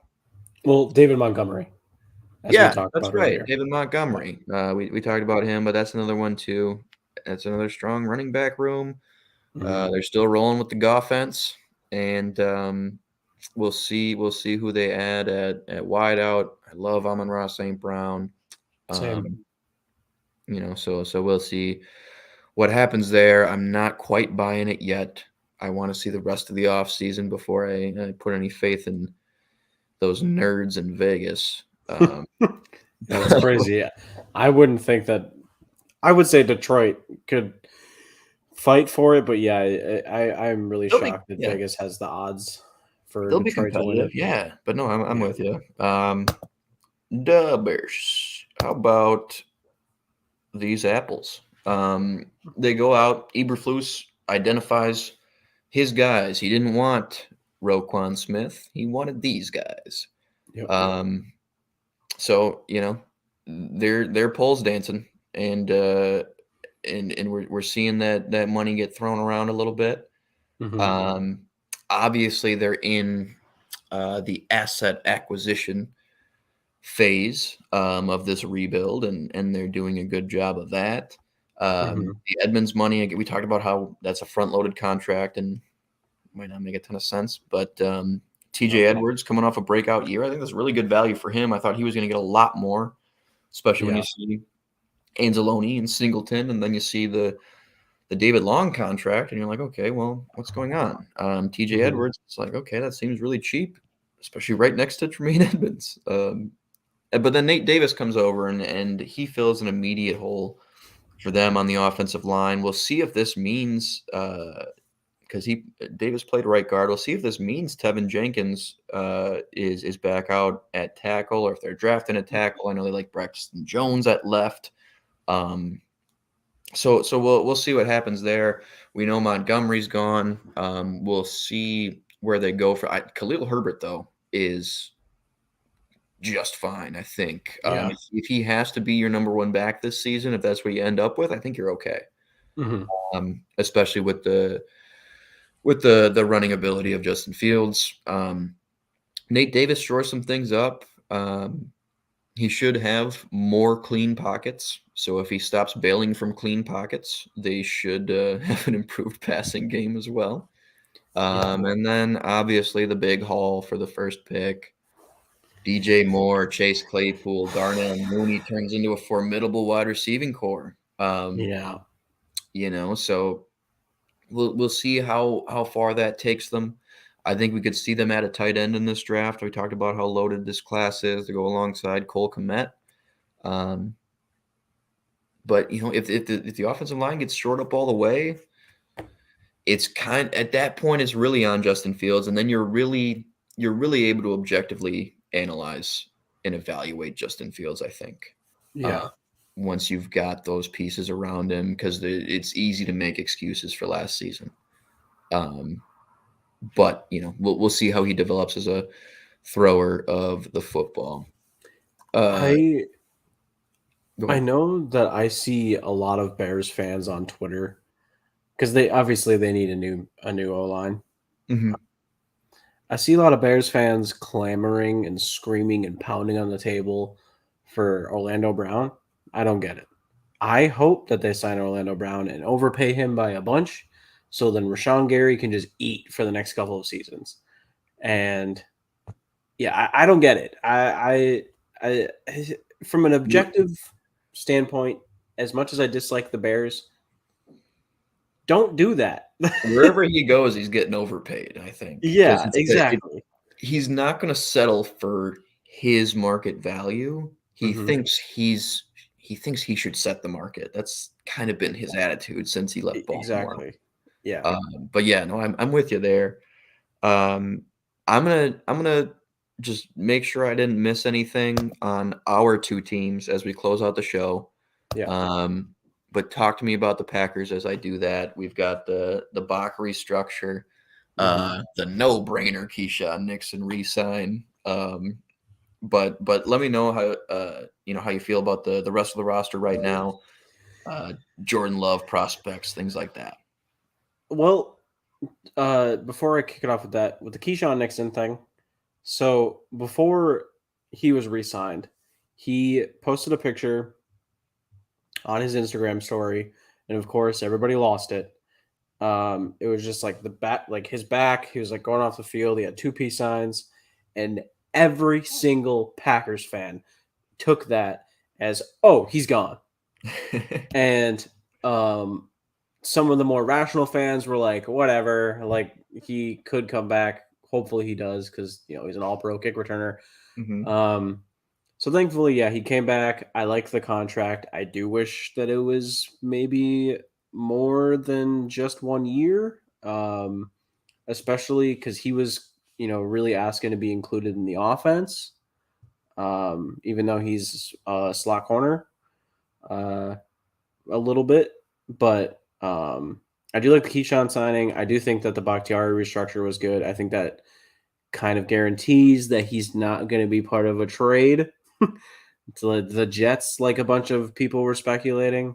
Um, as for the rest of the roster, man, I don't know. I'm just tired. When it comes to who's gonna be QB1, when it like who knows? Apparently according to Troy Wingo, um, everybody knows, and it's not Aaron's fault about why he's not traded yet. But I'm not really sure how I feel about the QB situation. I don't think Rodgers comes back. I know I touched on that earlier. Um, I do think that Jordan Love is going to be the starter. Hopefully he plays well so we can actually, you know, again for, the third QB in a row have good stability. Um, I like the O-line. I hope that they can all stay healthy. Obviously, Bakhtiari is he would. That's the thing too. Packers fans with David Bakhtiari, he missed I think 1 or 2 games because he had his like appendix removed, and a bunch of Packers fans were saying that he's just super injury prone now and that he's unreliable. And it's like he would have been poisoned by his own body if he didn't have that surgery. I don't know how to tell you that that's not football related, but that doesn't make him unreliable. He tore his ACL and came back and played well. So I like the O line. I hope that Yosh can stick around. Um, I don't know how likely that is, but Mercedes Lewis, I would like to have back because he's just an offensive lineman at tight end. Um, I'm fine with Bob Tanyan leaving. Like it'd be cool if he came back, but I'm fine with him leaving. He's not really as explosive as he used to be. Um, Wide receivers, they're all young. Beyond Christian Watson, Romeo Dobbs, and Samari Torre, we don't really have. Um, I think Bo Melton is the next receiver I can think of. Um, so defensively, I don't. Darnell Savage, I Darnell Savage should be a nickel defender, and that's it. If he's going to be like a traditional free safety, then he shouldn't be on the team. If he's going to be a nickel guy and we send Rasul Douglas back there, then I really like our secondary. Um, Adrian Amos, I like him a lot. He's kind of getting up there in age, so he's lost a little bit of a step, but Mhm. I still like if he sticks around. Our defense, I don't really want to touch. Like I really do think a lot of it is on Joe Barry. Yes.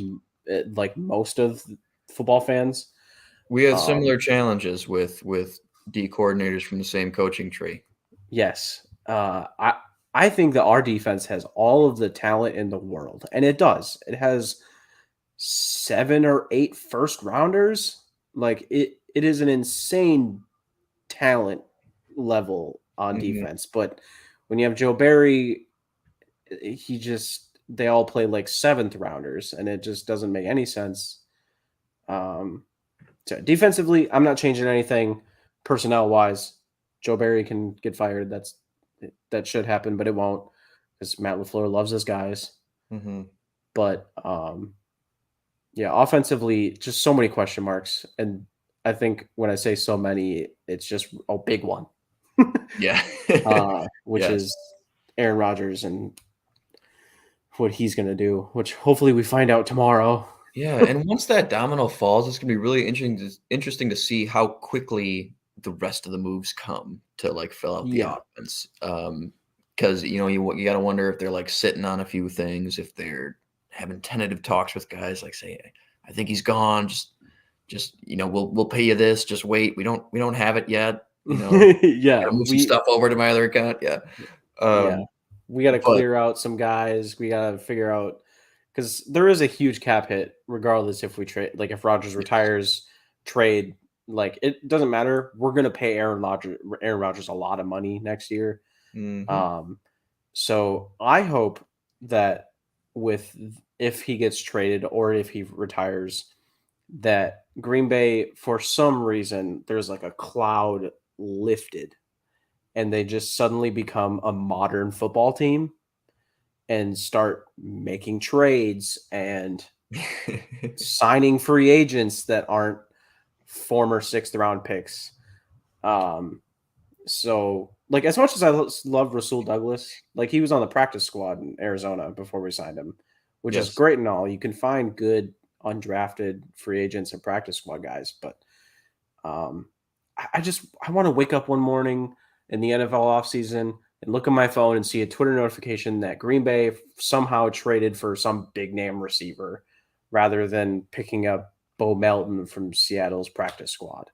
Yeah. So um, I hope for some reason that if Rodgers leaves, like I said, like just a cloud above their head just disappears and there's a new era. But I don't think that's Yeah. going to happen. Green Bay is very traditional. They always will be.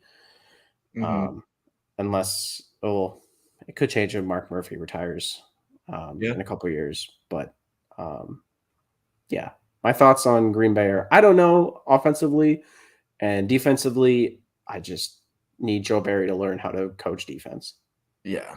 Yeah, we'll see what Gutekunst has cooking. I do really like as an objective football fan, Yeah. perhaps not as a Vikings fan, I do like the prospect of the Jordan Love, Christian Watson connection. Yes. And then you just picture you gotta go back to the Utah State highlights for me to picture those deep balls, but the Jordan Love deep Yeah. balls and the Christian Watson speed, I think that could be a really electric connection, and Dubs too. He's got some deep ball capability, and Yeah. I think the offense could be pretty explosive still. And Aaron Jones is awesome still. Of Uh, course. Yeah. so there's still some semblance of a contender in there if Jordan Love kind of reaches his ceiling. I I So will all is not say yeah, all is not lost. When it comes to quarterback for Green Bay, clearly something's going to change. Whether it's awkward as hell and Aaron Rodgers comes back and they trade Jordan Love or they move on from Rodgers, start Love, there's going to have to be a new backup in Green Bay. And so I was thinking about it, and for some reason, there's like some beat writers and stuff that think Marcus Mariota would be a good backup in Green Bay. I'm not sure I Mhm. exactly agree with that, but there is maybe a little bit of uh, some juice left in Marcus Mariota. But I did make a tweet about it. I said Jordan Love QB1 and then Marcus Mariota or Gardner Minshew as QB2, which I would love. If Gardner Minshew Minshew became our seems like a QB2, Packer, man. Seems like a absolutely. Wisconsinite. The mustache, the mullet, the jean jacket, Yep. everything. It screams I live in Ashwaubenon. So um him as QB2, and then I found out today that Romeo Dobbs played some QB in high school. Um I saw your huddle highlights on Twitter.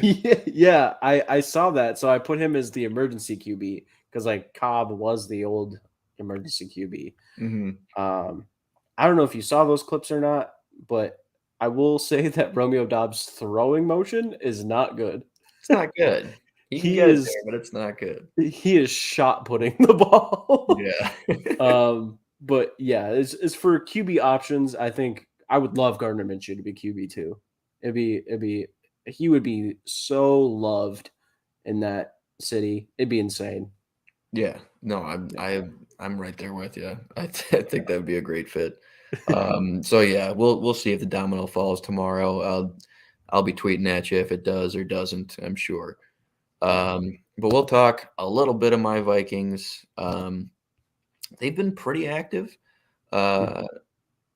a big Cousins restructure today saved 16 mil to the 2023 cap, and that's just all pushing it off into void years. Mhm. So his only base salary year on his contract is 2023. Um, 28 mil dead now into 2024. Yikes. Um, Yeah. two void years added, 4 mil apiece into 2026 and 2027. That probably just extends the negotiating window. At least that's still an option. It doesn't preclude them from extending him down the road if this season goes well. But I think you're seeing Kwesi sort of stick to his guns here, and I like forcing him to play out this season and seeing what we've got Mhm. before uh, before sort of attaching ourselves to Cousins in the future. And this is more so due to his age than it is to his performance or any of my disposition on Kirk Cousins in general. Mhm. 34 years old. I've been saying all off season, do not give him the Matt Ryan 2019 deal. He got 2018. He got 6 years at age 33, if I'm not mistaken. Yeah, that Um, sounds about right. and it's not looking good now. And I just wanted us to avoid something like that at all costs. Um, I was never opposed to a 1 or 2 year extension into those void years, just for the sake of freeing up this type of 2023 cap, and they did that without doing so. Mhm. So I think that's really cool. Uh, Garrett Bradbury came back, and this one has a lot of Vikings fans scratching their heads just because he sort of it sort of felt like we were finally moving on from Bradbury. They didn't pick up the fifth-year option. Um, Mhm. it seemed like his market value was going to be a lot higher than this, but I like this number. I like the familiarity with the scheme. A guy who's been calling protections in this system for 3 years now. A guy who's had Kirk Cousins' hands in his ass for 3 years now, 4 years now, um, Mhm. and just I think that helps. From a continuity standpoint. I mentioned Spotrac market value for Jacoby Myers earlier. Spotrac market value coming into this offseason for Bradbury was 11.6 APY. And I Yeah. was I was thinking steer clear of that number at all costs. I liked a guy like Jake Brendel and then drafting a guy. Um, but with 5 draft picks coming into this draft, maybe this saves you having to spend one on interior offensive linemen. Yes, Mhm. Greg Joseph is staying. We don't have numbers or details on that at all. Jordan Hicks took a pay cut. Um, Adam Thielen, Cam Dantzler were cut. Um, some other minor moves to go along with that. And then this is what prompted my tweet from earlier that you and I spoke about, is the Marcus Davenport signing. Yeah. Everybody's saying he had a half a sack last year. Um, you know, sure, man. But over the last 3 seasons, he's 14th among all qualifying starting edge rushers in pass rush win rate, and Yeah. 17th among all qualifying starting edge rushers in pressure rate. Yeah. And those are the things that are replicable, and those are the things that you can uh, project off of more so than sack numbers. He did have 9.5 sacks in 11 games 3 years ago, or 2 years ago. Yeah. And he was a 14th overall pick, highly coveted guy, great tools. So the 1 year flyer makes sense for me. And if you have some injury concerns and you're taking a 1 year flyer, why not come to, according to the NFL Players Association, the best place to play in the NFL and one of the best Yeah. staffs in the NFL. Josh Oliver, blocking tight end, 3 years, 21 looks bad. The 2023 cap hits only $3 million, so we can relax a little bit. Yeah. And then we just heard about the Byron Murphy signing, finally a cornerback. Hopefully more to come. But he's a guy who can play inside, he can play outside. He's got some upward trajectory given his age. Yeah. And we'll see how that pans out. But that's my whole spiel on the Vikings. Anybody who jumped in, stuck around for any duration of time, thank you. I know this is a lot of numbers, a lot of stuff, and and Michael, thanks for hopping on with me. This would have Of been course. really difficult to do alone. I would have probably ran out of breath. But and this was tough to get through even as quickly as we did. I think we spent like 3.5 minutes per team. Yeah. And there's a lot of shit going on. So appreciate all you guys in the comments for joining us, and everybody who makes this kind of thing possible. And we are presented by Stadium Rant. As always, I'm your host, John Boyd. That's Michael. Before we get out of here, let the people know where they can find your work, and Twitter and all that stuff. Yeah. My Twitter is just right there. Easy enough. There we go. Yeah. Look that up. Follow them. Yeah. And then I do write some pieces for Stadium Rant. Currently, kind of a bit of a slump for writing, but hopefully with the off season actually picking up, I can get into some stuff. We'll see. Based on the news tomorrow, if anything's actually going to change at all. Because you can only write so many speculation pieces about Aaron Rodgers. So, yeah. And they're all being written for there's every which angle. Every angle. I feel bad. I don't know if you saw the tweet, but I trolled a lot of people into thinking that Aaron Rodgers bought the apartment from American Psycho, and it got featured in an article. And I feel bad for that writer that they believed it enough to publish it somewhere. Oh man, you know what though? Everybody's trolling. There's people that their only tweets are troll tweets. So I had the one. I had the one, and it did really well. And too I was easy. like, Come on, yeah. Well, I was like, that's it. And so, yeah, there won't be too much of that if that's something that is a concern. Right. Yeah. All right, man. We'll definitely have to do this again sometime. For sure. Any Packers specific stuff, I'll reach out to you and try to bring you on for sure. Or if I'm ever shorthanded, we'll call on the bench again. We've got a deep one. Okay. All right, man. We'll talk to you a little bit later. Thanks again, everybody who joined us, and we'll see you next week, same time, Tuesday, 8 p.m. Central. Skol is how I'll leave it. Do the Packers have a chant? Do you guys do any? Go Pack Go. What do you mean? Oh, go Pack Go. That's a little wordy, man. I like the monosyllabic. We'll just go Skol. All right. Enough. Thanks, guys. I'll talk to you later.